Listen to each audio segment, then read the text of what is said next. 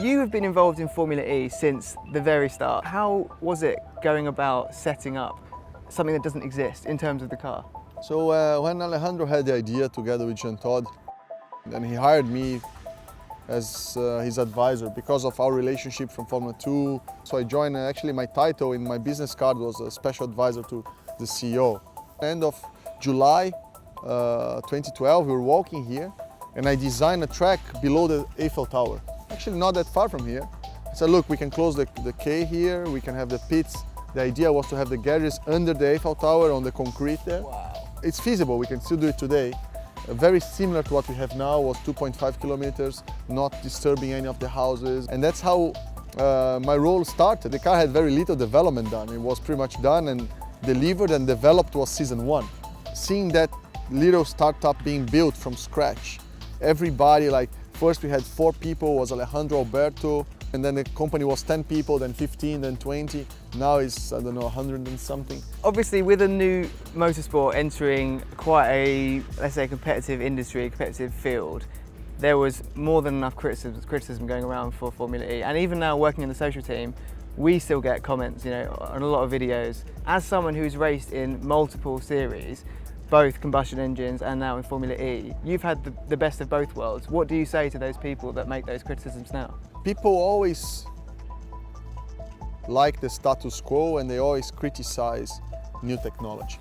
When the car or the horseless carriage was invented in 1890s, there was a lot of criticism from people riding horses that the carriages didn't look very good, or they were not quick enough, or there was a lot of these arguments. They didn't have to feed their carriages or whatever it was. There was a lot of very smart, important people saying this will never replace the beauty of the horse. And look where we are now. I don't see any horse in the center of Paris. And actually that transition was very quick. It was actually, there is a very famous picture in New York, 1909, only horses, one car. In 1919, only cars, one horse. It's the same.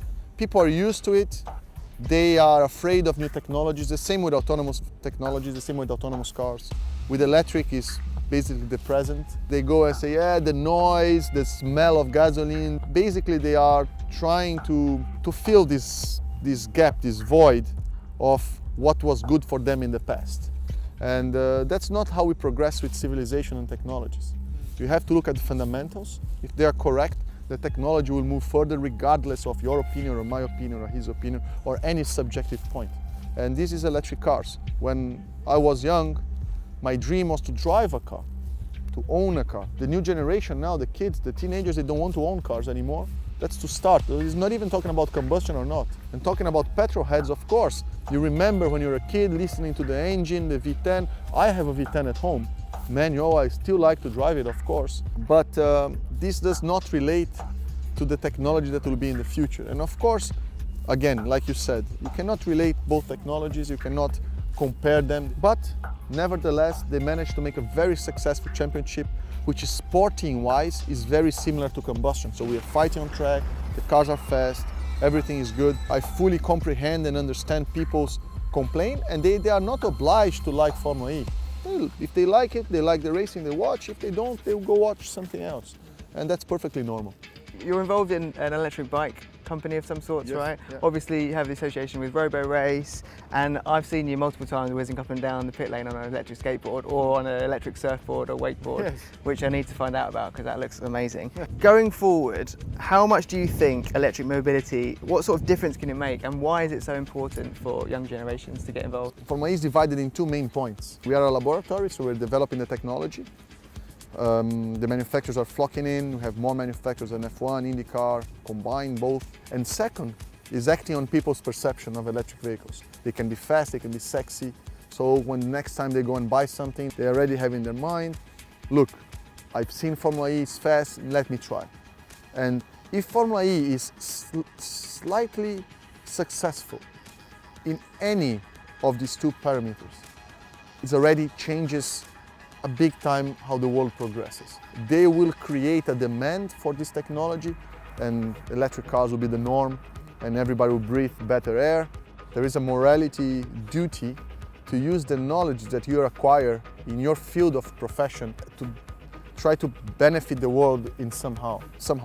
And motorsport is actually quite difficult to find this relation, because in the end you're going around circles, burning tire, burning fuel.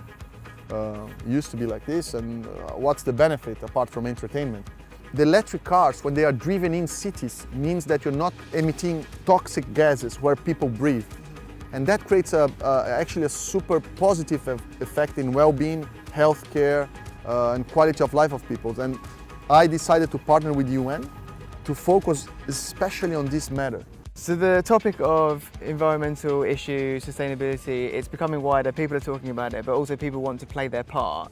What would you suggest personally, with your experience, small, simple, achievable things that people can do to start making a difference? To start with, and probably one of the most important points, it's to eat less meat. I'm not vegetarian, but I reduced a lot about how much meat I consume, because this has a huge environmental impact. Better mobility, so whenever possible, ride bikes, ride electric bikes, ride these e-scooters. If you can afford, ride an electric car. Try to offset as much as you can of the carbon emission that you do. And another very special point, try to reduce the amount of waste you produce, like plastic bags and straws and overall waste. This is what is killing the environment. It's fascinating stuff, Lucas. Thanks so much for chatting to me. I really appreciate it. Thank you.